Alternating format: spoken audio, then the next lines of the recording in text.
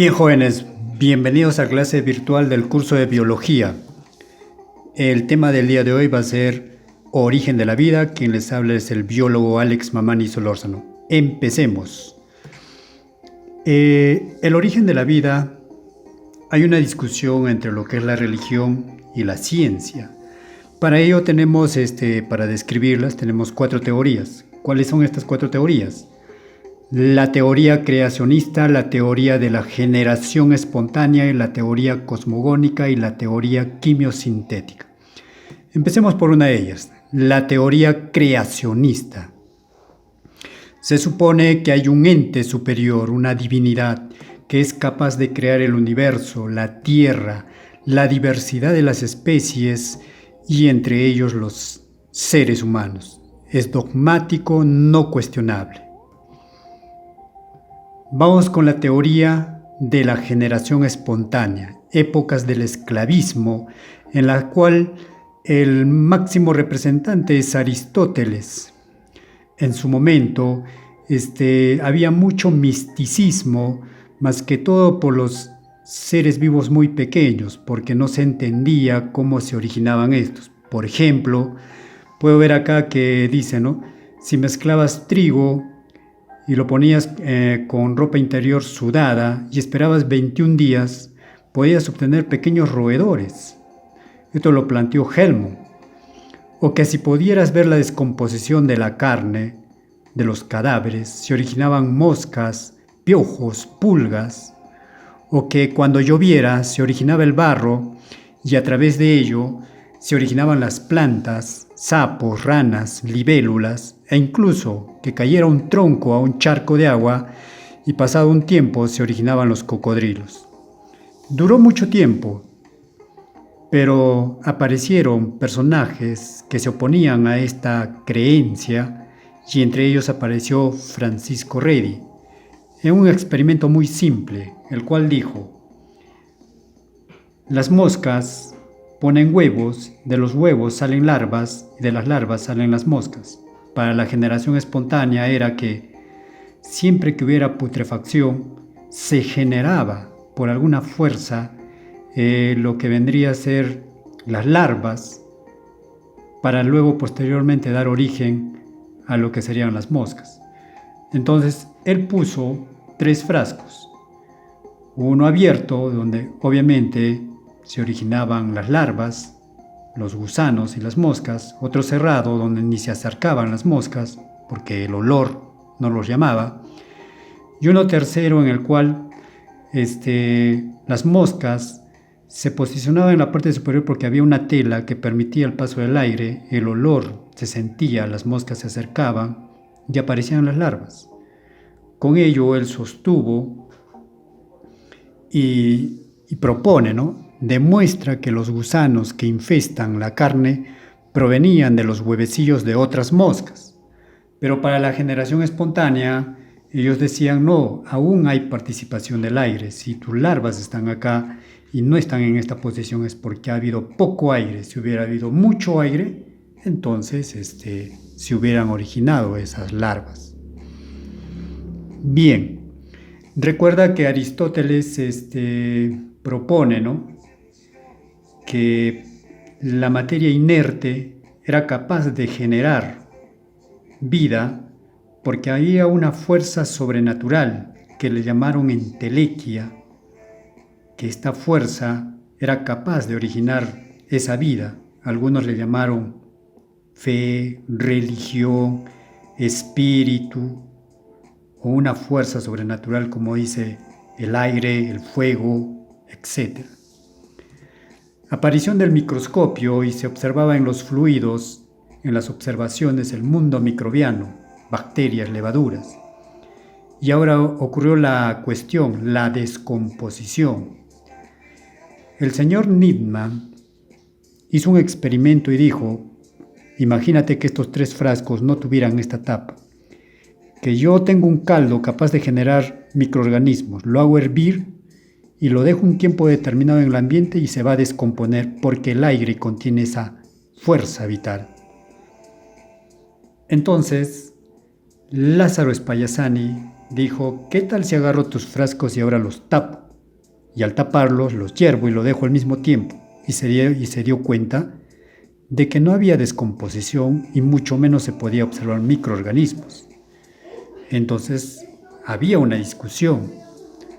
Para ello aparece Louis Pasteur, y Pasteur también refuta esta teoría, y este señor en un simple experimento dijo: tengo un caldo vertido, este caldo en este frasco llamado matraz, su cuello lo voy a doblar en forma de S y luego lo voy a hervir. Al hervirlo lo voy a dejar un gran tiempo abierto, nunca lo voy a tapar, y el aire va a ingresar. Y se van a dar cuenta que el caldo permanece sin microorganismos. Pero sin embargo, si él agarraba el matraz y lo inclinaba para que el caldo tocara ese aire, el caldo contaminado ahora estaría generando microorganismos. ¿Qué es lo que quiso decir él? Básicamente, que no ocurre generación de microorganismos si previamente no había formas de vida capaces de reproducirse. Él indicaba de que en el cuello, acá, el aire, los microorganismos que generaban la descomposición quedaban retenidos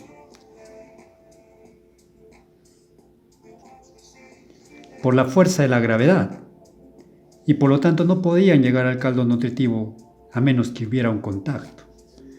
Para esos tiempos apareció la teoría celular y decía: la vida solo puede surgir de otra forma de vida preexistente, y con estos resultados se dio origen a una teoría, la teoría de la biogénesis, aceptándose que solo la vida puede originar otra vida.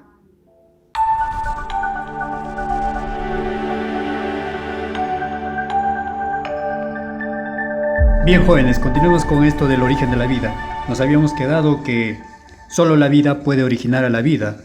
Entonces ahora viene la gran pregunta, entonces, ¿pero de dónde viene la vida? Entonces viene la teoría cosmogónica, llamada también panspermia, y aparece nuestro señor Arrhenius. Este personaje es parte del pensamiento donde dicen: el desarrollo de la vida en la Tierra es a partir de seres provenientes del espacio estelar, o sea, fuera de la Tierra. Él afirma, o ellos son parte de la creencia de que a la Tierra llegaron meteoritos, y en esos meteoritos habían unas semillas llamadas esporas, que son los que originan la vida. Y entonces Arrhenius dice: la vida es eterna en el universo y que se transmite de un planeta a otro en forma de diminutas esporas, impulsadas por alguna fuerza, obviamente, ¿no? Hubo quienes refutaron esto, decían que los seres vivos no pueden vivir acá en el espacio, no hay condiciones adecuadas, o que cuando los meteoritos ingresan a la Tierra se quemarían por las velocidades que alcanzarían. Pero luego dice alguien: no, espérate, la vida no viene del espacio exterior, sino la vida se origina en la Tierra. Y ahí aparece Alexander Oparin, él, un simplista. Él dice: bueno, yo me acomodo, lo más simple es lo explicable, y es como lo ve él. Al inicio en nuestra Tierra había mar, relámpagos, erupciones volcánicas, y había ciertos gases o materia inorgánica. Dice una materia inorgánica que podría ser metano o amoníaco, que con la fuerza de estos fenómenos naturales se unían y formaban materia orgánica simple, como podrían ser los aminoácidos. Y luego, por un acto de polimerización, unión de las unidades, se formó materia orgánica más compleja, como podría ser proteínas, polisacáridos, ácidos nucleicos, al cual le llamó el caldo primitivo o nutritivo.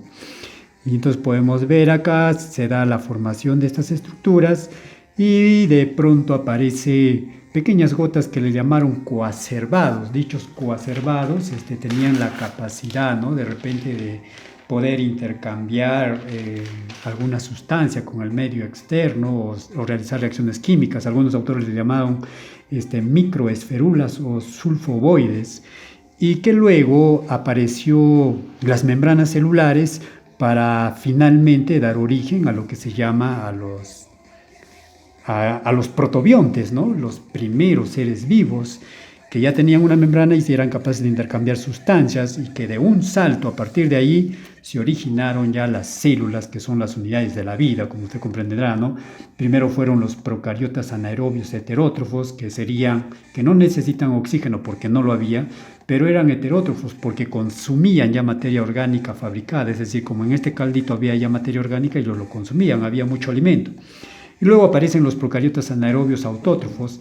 Allá los autótrofos de alguna manera habrán sentido la escasez del alimento y entonces se convirtieron en formadores de su propio alimento, como lo hacen las plantitas.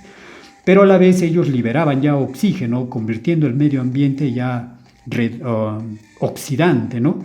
Y aparecen procariotas aerobios, porque había oxígeno, autótrofos y heterótrofos, y de ahí dan un salto a células eucariotas aerobias, autótrofas y heterótrofas por una teoría que nosotros conocemos, la endosimbiosis, ¿no?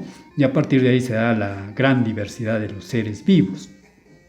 Bueno, entonces, de esa manera él explica el origen de la vida, y yo le agrego algo más, o algunos textos lo dicen así, ¿no? En alguna parte de acá aparece el famoso LUCA, último antecesor universal común, ¿no? Alguna célula que diera origen a todos los seres vivos. Entonces se originan ya toda la diversidad de seres vivos, tanto heterótrofos como autótrofos. Algunos serán parte de los animales porque tienen movimiento, otros no, serán parte de las plantas. Y entonces, resumiendo, Alexander Oparin dice: la Tierra primitiva, carente de oxígeno y rica en gases como metano y amoníaco, se produjeron reacciones químicas que dieron origen a moléculas orgánicas pequeñas. Estas se unieron formando macromoléculas y posteriormente originaron a los primeros microorganismos. Simple para él. Fue apoyado por dos científicos, Miller y Urey, ¿no? En su laboratorio diseñaron este sistema, le agregaron amoníaco e hidrógeno, crearon un ambiente donde había energía, los relámpagos podría ser antiguamente, se unieron las sustancias inorgánicas y finalmente se obtienen los aminoácidos. Entonces con eso sustenta, ¿no? Es apoyado. Y así termina el origen de la vida, joven amigo estudiante, pero antes de cerrar el tema, claro, ¿por qué no? Vamos a dar el repaso. Recuerda, para el origen de la vida tenemos 4 teorías: teoría creacionista, teoría de la generación espontánea, teoría cosmogónica y teoría quimiosintética. Recuerda, la teoría creacionista, vitalista, correcto, es dogmática, hay un ente superior. La teoría de la generación espontánea es abiogénesis, no depende de otro ser vivo, planteada por Aristóteles y refutada por Redi. ¿Te acuerdas de la mosquita, del huevito, la larva y de ahí la mosca? Spallanzani, que la discusión ya fue por la descomposición, ¿no? Por los microorganismos, la misma discusión que tuvo Redi, y que finalmente Louis Pasteur refuta todo eso y se da la teoría de la biogénesis. La biogénesis, donde la vida solo origina la vida.